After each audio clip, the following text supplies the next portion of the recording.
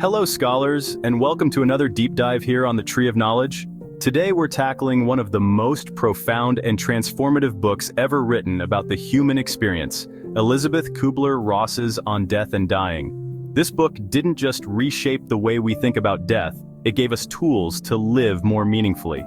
Let me start by asking you a few questions to get those minds turning. Have you ever wondered what people experience emotionally and psychologically when they confront their own mortality? Why do we, as a society, find it so difficult to talk about death? What would a good death look like to you or someone you love? Do you think understanding the process of dying can help us live more fully? And here's a big one. How can we better support those facing their final moments? These are the kinds of questions Elizabeth Kubler-Ross wrestled with in this groundbreaking work. So let's dive into her life, her legacy, and the lessons we can take from her insights. Kubler-Ross was a Swiss-American psychiatrist whose groundbreaking work forever changed how we think about grief, dying, and end-of-life care. She spent her career interviewing terminally ill patients to understand their emotional and psychological journeys. And what she discovered wasn't just groundbreaking, it was deeply humanizing. Think about this. In the 1960s, when this book was published, discussions about death were almost taboo. Kubler-Ross shattered that silence by bringing dignity and empathy to those nearing the end of life. Here's a question for you. Why do you think society was, and still is, so reluctant to talk about death? Share your thoughts in the comments.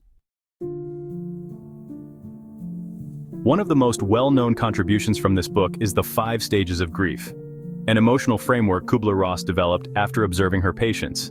These stages are denial, this can't be happening to me; anger, why is this happening, who's to blame; bargaining, if I can just have more time, I'll change; depression, what's the point of going on; acceptance, I'm at peace with what's happening. It's important to note that Kubler-Ross didn't intend for these stages to be rigid or experienced in a specific order. In fact, many people cycle through them or experience only some of them. Let me ask you this. Have you, or someone you know, ever been through these stages?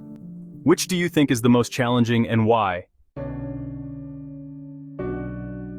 So, what are the big takeaways from On Death and Dying? For me, 3 themes stand out. The universality of grief. Death and grief are universal. Regardless of culture or background, we all confront these experiences. Compassionate care. The importance of treating the dying with dignity and empathy cannot be overstated. Kubler-Ross called for open conversations with patients, encouraging us to listen to their needs and fears, living with intention. By understanding death, we gain clarity about how to live a more meaningful, authentic life. Here's a reflection exercise for you. How might confronting the idea of death change the way you live your everyday life?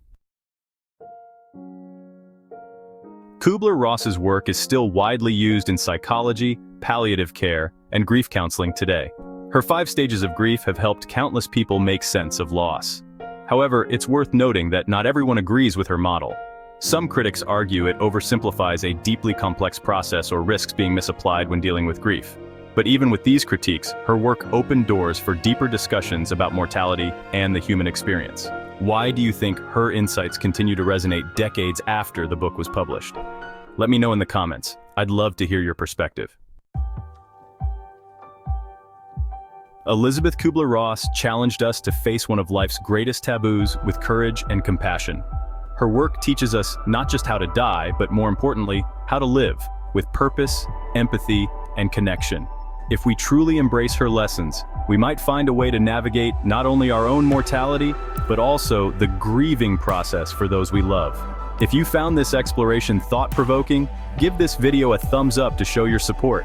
Don't forget to subscribe to the Tree of Knowledge for more deep dives into the works of life-changing thinkers and philosophies. And let me know in the comments, what book or thinker should we explore next? Thanks for joining me on this journey, and I'll see you in the next video.